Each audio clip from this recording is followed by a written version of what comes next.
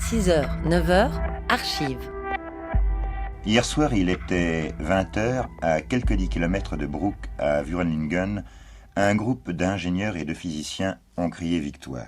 1960. Le travail sur lequel ils se penchaient depuis plus de 5 ans se révélait être une réussite. Ils venaient de déclencher la première réaction en chaîne sur le premier réacteur de conception et de construction suisse. Son nom, il mérite que vous le gardiez en mémoire, Diorit. Comme d'autres nations, la Suisse de l'après-guerre souhaite développer son programme nucléaire civil avec ce premier réacteur Diorit enclenché en 1960. Et tout va très vite à cette époque. La centrale de Luçon dans le canton de Vaud est inaugurée dans la foulée, ou pratiquement en 1964. Non, nous ne sommes pas sur le chantier du tunnel routier du San Bernardino, mais bien dans la future centrale nucléaire expérimentale de Luçon. Après le téléjournal, Carrefour se devait de consacrer une page spéciale à cette réalisation dont l'importance n'échappe à personne et qui est tout à l'honneur de l'esprit d'initiative helvétique et romain. Cette entreprise marquera bientôt un tournant dans le développement industriel, la recherche scientifique et la production énergétique suisse. Cette centrale, dont le premier coup de pioche fut donné en 1962, comprendra 2 corps distincts, des bâtiments administratifs et techniques à l'extérieur, la salle des machines et le réacteur nucléaire à l'intérieur du rocher. L'aménagement de Luçon, tout comme celui de Vurenlingen en Suisse alémanique, constitue une étape importante de notre histoire économique et industrielle. Mais le 21 janvier 1969, c'est la douche froide. Une fusion partielle du cœur de la centrale de Luçon provoque une contamination radioactive massive de la caverne.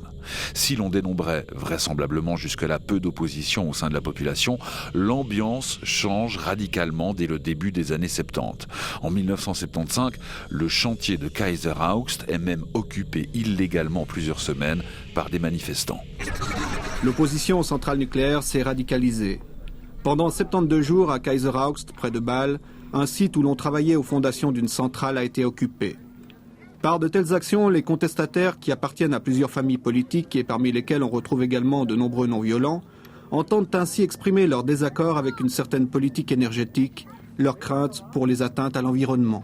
On dit que c'est une réaction illégale parce qu'on a voté il y a 18 ans à peu près une loi, ou du moins on a accepté une loi sans pouvoir voter, sur un problème qu'on ne connaissait pas encore bien, le problème de l'énergie nucléaire. C'était encore assez ombrageux et on nous promettait de résoudre le problème des déchets assez rapidement.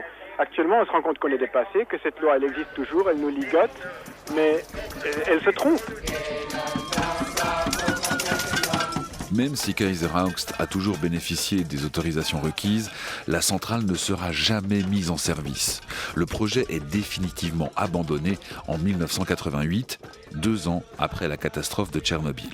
Évidemment, à cette époque, l'énergie nucléaire n'a pas bonne presse, comme en témoigne cet extrait de Table ouverte avec le conseiller d'État bernois Benjamin Hostetter. Si ce système fonctionne bien, entre guillemets, nous avons quand même eu Tchernobyl, nous avons eu Mühleberg qui montrent que la sécurité est loin d'être ce qu'on a toujours prétendu qu'elle était dans les centrales nucléaires. J'aimerais aussi relever qu'un accident nucléaire ne se passe pas sur le même plan qu'un accident de barrage, un barrage qui cède. Un barrage qui cède, c'est tragique pour la population concernée, mais quand c'est passé, c'est passé. Un accident nucléaire, ça continue pendant des années, voire des décennies. Et on ne sait pas où ça s'arrêtera. Donc pour moi, il faut mettre au point une politique énergétique qui nous permettra de renoncer à toute autre centrale nucléaire.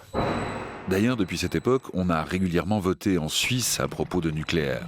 1984, 2 initiatives. L'une s'appelle « Pour un avenir sans nouvelle centrale atomique », l'autre « Pour un approvisionnement en énergie sûre, économique et respectueux de l'environnement ». Les 2 sont rejetés. 1990, c'est non à l'initiative « Pour un abandon progressif de l'énergie atomique ». Mais c'est oui, en revanche, au moratoire qui gèle pour 10 ans la construction de nouvelles centrales. 2003, le peuple rejette sortir du nucléaire et moratoire plus. 2016, c'est non encore à l'initiative pour la sortie programmée de l'énergie nucléaire. Ce n'est que le week-end dernier que les Suisses ont finalement décidé d'accepter le remplacement progressif du nucléaire par des énergies renouvelables. Le canton d'Argovie, vous l'avez vu sur la carte, était l'un des seuls à rejeter cette loi. L'émission Mise au point expliquait déjà pourquoi en mars 2007. Au commencement donc était l'eau.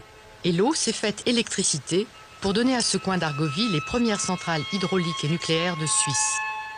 La vallée inférieure de l'Aar, c'est Atomic Valley. Sur 15 km environ, 4 réacteurs nucléaires, sans compter le Tsuilag, le dépôt intermédiaire de déchets nucléaires. Sur place, on en redemande. On est prêt à accueillir la nouvelle centrale promise par le Conseil fédéral. Mais ce sont les places de travail fournies par les centrales qui constituent la raison principale du sentiment pro-nucléaire de la population. Betznau est vitale pour Döttingen. Elle assure 450 emplois et une vingtaine de places d'apprentissage. C'est aussi le plus gros contribuable, environ 4 millions d'impôts, qui représentent le tiers du budget de cette commune de 3800 habitants. Face à cette situation, le danger d'accident, l'évocation de Tchernobyl même, sont de peu de poids. Merci à l'équipe des archives pour avoir ressorti ces sons de notre patrimoine audiovisuel roman, des sons du passé qui éclairent tant notre présent. rts.ch/archives pour bien d'autres reportages sur cette thématique atomique.